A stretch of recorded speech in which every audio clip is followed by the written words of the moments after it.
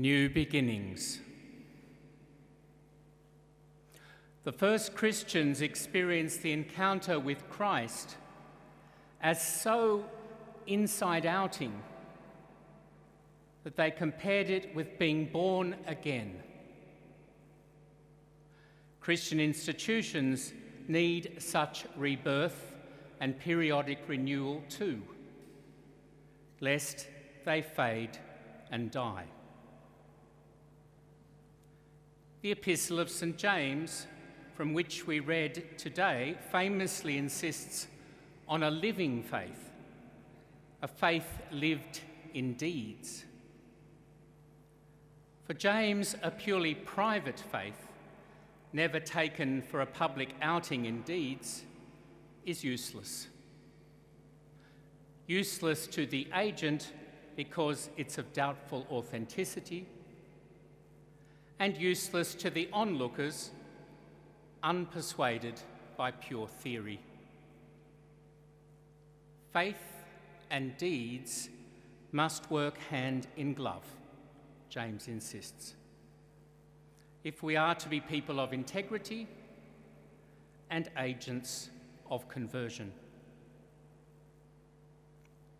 No wonder Martin Luther, with his insistence on the purity of justification by faith alone, dubbed James's the Epistle of Straw and wanted it excised altogether from the New Testament. But James's argument is more complex than first appears. It's not just a matter of consistent performative utterance. No, he takes a decidedly metaphysical turn, saying that faith without works is like a soul separated from the body, quite dead.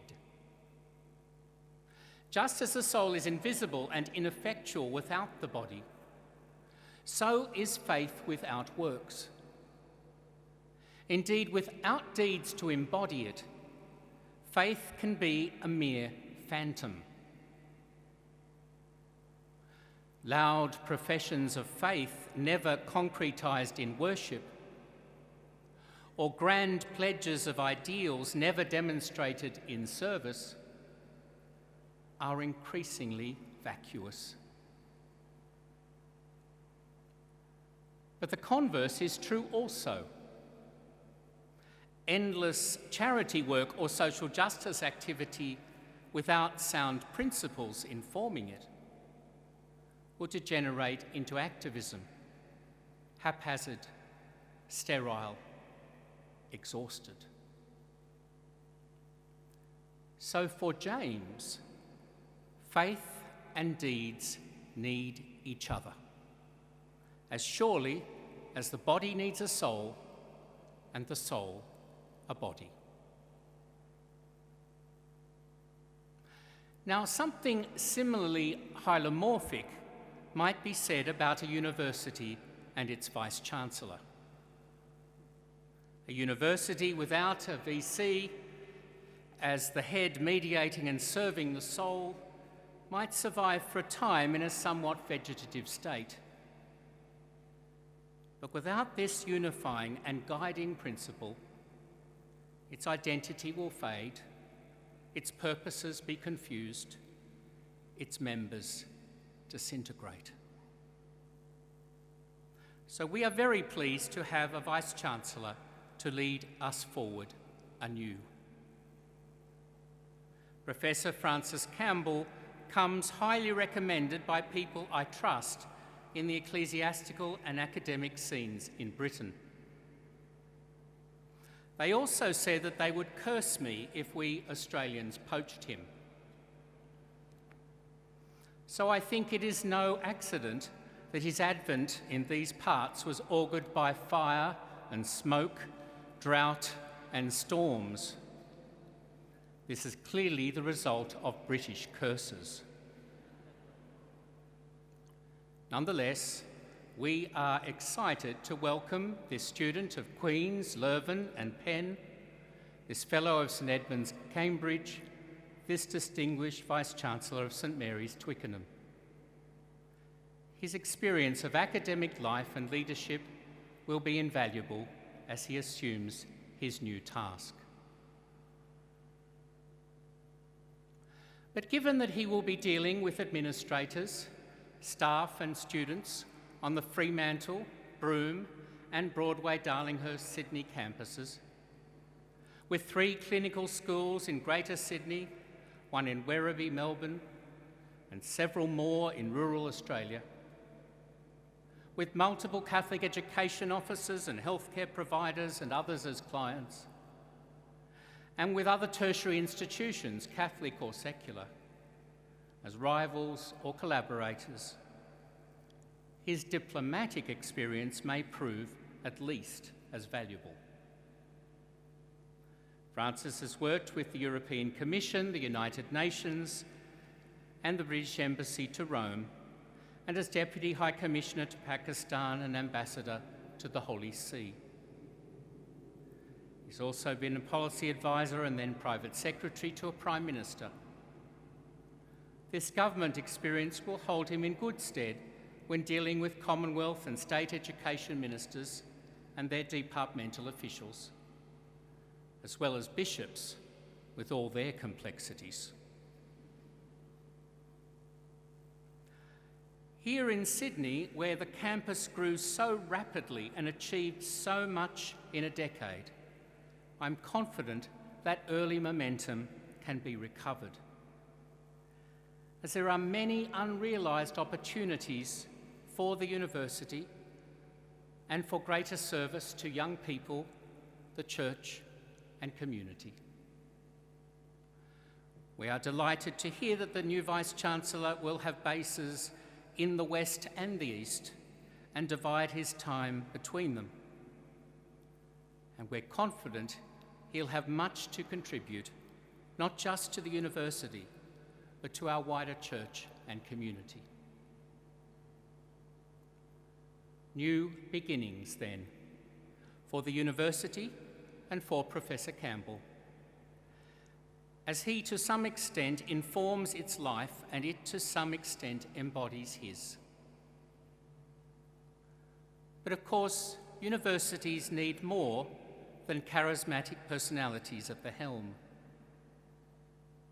Without what the Old Testament calls wisdom, and the New Testament mostly calls faith, universities risk becoming information dispensaries, or worse, research point factories, or worst of all, degree mills,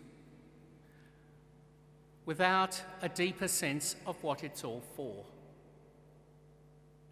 As the 19th century Danish philosopher Søren Kierkegaard put it, a human being can resort to wherever he thinks there is some truth to be had for the sole purpose of learning to expound it, so that his music box may add this piece to its repertoire.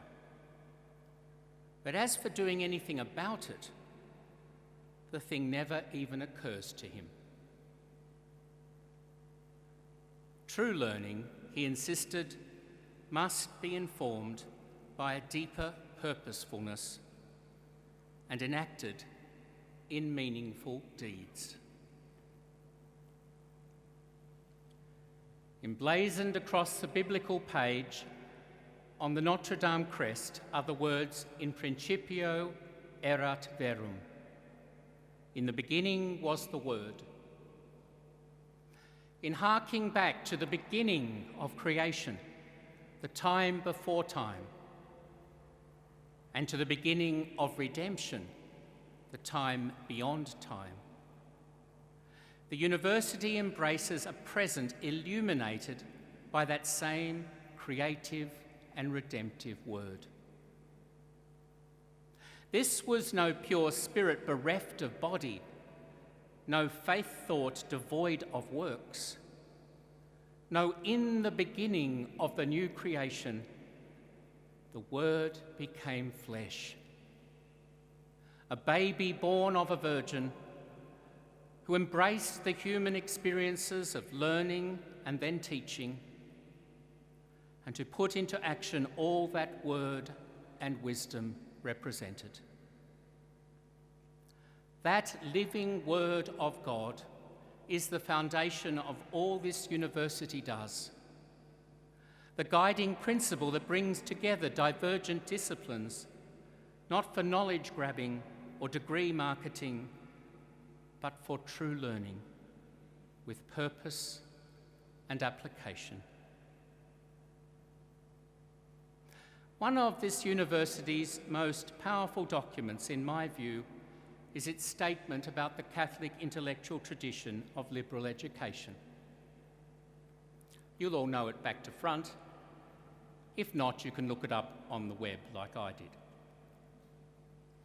Here the university claims for itself the ancient Catholic tradition that contains a vast and rich treasury of ideas, reflections, thoughts and practices, to quote it, that inspires many higher ed providers around the world, that underpins much social action, and that informs the lives of millions. It begins with the thought that faith is fully compatible with reason, so that there can be no genuine conflict between true faith and sound science. It acknowledges that people come to know that God exists by using their reason, but to know much more about him will also require faith. That people can distinguish between reality and illusion, and so can know the objective truth about the world. That morality is not simply a matter of what we like or our culture approves, but is based on some objective moral truths about human persons and their flourishing. That the foundations of morality are known by reason. For example, we should never attack human life. The truth is good and should be pursued. That marriage and family are great social goods. That people have a natural right to what is necessary for their welfare. That society exists to serve the common good and has a particular duty to enable the needs of the most vulnerable from conception to old age. That prayer is a crucial activity for religious believers who pray together frequently for the happiness and salvation of all. And that it is our Christian duty to provide the works of the Church humbly to all who can benefit from them. Now that is an idea of a university, worthy of informing its activity. But it is no easy task. There will be times when Professor Campbell feels he's living the Lord's challenge in today's gospel, about standing by Christ before this sinful generation and being ready to take up our cross. At such times, he must take comfort in the promise that those who lose their life for the sake of Jesus and his gospel will save it. Indeed, it's my hope that our new Vice-Chancellor, part Irish, part British, part international man, will find a new life and home here, or homes, west and east, and discover great joy in forming the university's mission and life. As we contemplate this new beginning, we give thanks for those who've contributed so much to the growth and spirit of this seat of learning for these 3 decades and more. And we draw on their inspiration for the future. May God bless you, Vice-Chancellor. God bless the University of Notre Dame, Australia, and all who sail in her.